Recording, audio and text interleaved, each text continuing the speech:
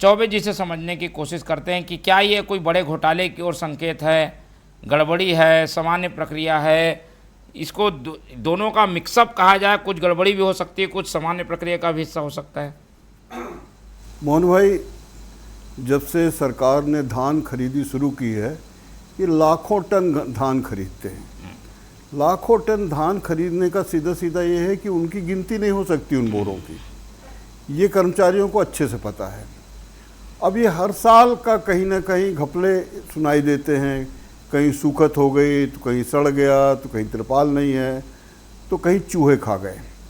दरअसल क्या है कि ये बवाल इसलिए तना कि जब मैं कवर्धा में, जब वो किसी चैनल वाले ने, ये कोई जो छोटा वो था, उसने जाके जब उससे मैनेजर से पूछा कि इतनी शार्टेज कैसे हो गई, तो वह मैनेजर हंसते हुए बोल रहा है कि अरे क्या बताए, चूहे खा गए।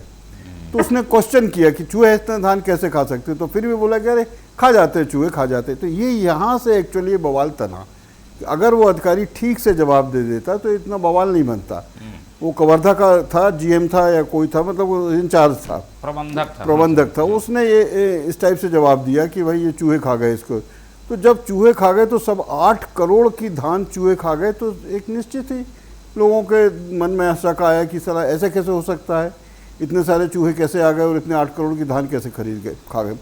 तो कुल मिला के सूखत पर, चूहे खाने पर और शार्टेज होने का, ये जो सब जो नाटक चलता है, इसमें हर साल चलता है।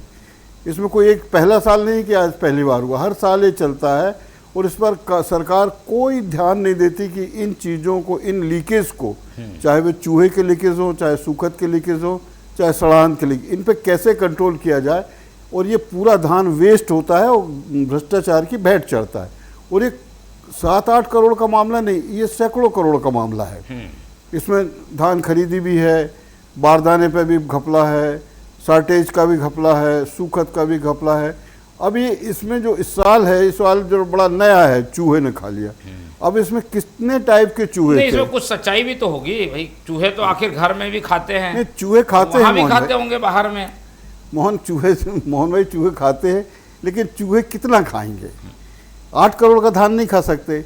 अब इसमें सरकार को ये पता लगाना चाहिए कि चूहे पॉलिटिकल थे, चूहे सरकारी चूहे थे, या चूहे वहाँ पर जो काम करने वाले थे वो चूहे थे, या चूहे मिलर थे। इसमें मिलर की भी बड़ी वो है, क्योंकि देखिए 8 करोड़ का धान अगर चूहे खा गए और अगर इसको घपला किया गया है तो उठा के कहीं तो ले जाओगे।